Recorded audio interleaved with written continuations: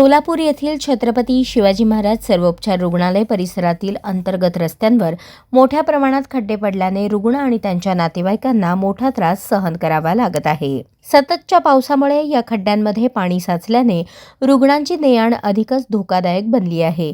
या समस्येकडे प्रशासनाचे लक्ष वेधण्यासाठी संभाजी ब्रिगेडने सोमवारी अनोखे आंदोलन केले। आंदोलनादरम्यान कार्यकर्त्यांनी प्रतिकात्मक जखमी रुग्णाला स्ट्रेचरवर ठेवून खड्डेमय रस्त्यावरून नेले। यावेळी रुग्णालय प्रशासन आणि सत्ताधाऱ्यांविरोधात घोषणाबाजी करत नागरिकांच्या अडचणींचा निषेध व्यक्त करण्यात आला। आंदोलनामुळे रुग्णालय परिसरातील रस्त्यांची दुरावस्था पुन्हा एकदा चर्चेचा विषय ठरली।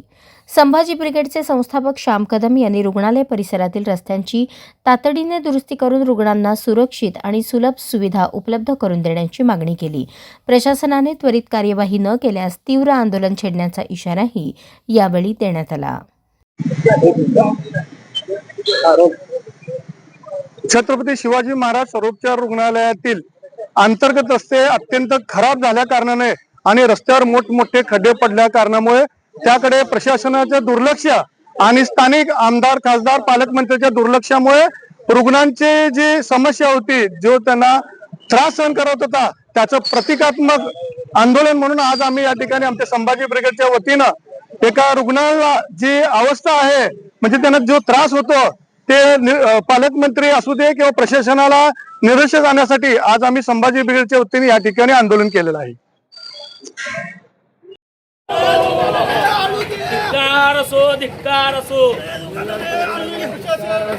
धिक्कार असो काम न करणाऱ्या पालकमंत्र्याचा धिक्कार असो, धिक्कार असो।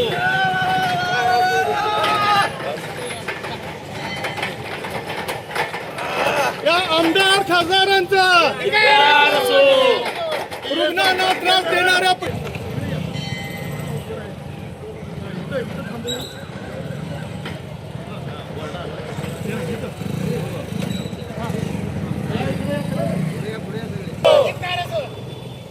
सिव्हिल हॉस्पिटलचा या पालकमंत्री आणि आमदार खासदारांचं करायचं काय? या पालकमंत्री आमदार खासदारांचं करायचं काय?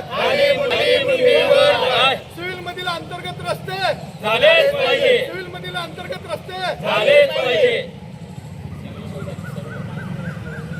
सिव्हिल मधील रुग्णांना चांगल्या सेवा मिळाल्याच पाहिजे, सिव्हिल मधील रुग्णांना चांगल्या सेवा मिळाल्याच पाहिजे।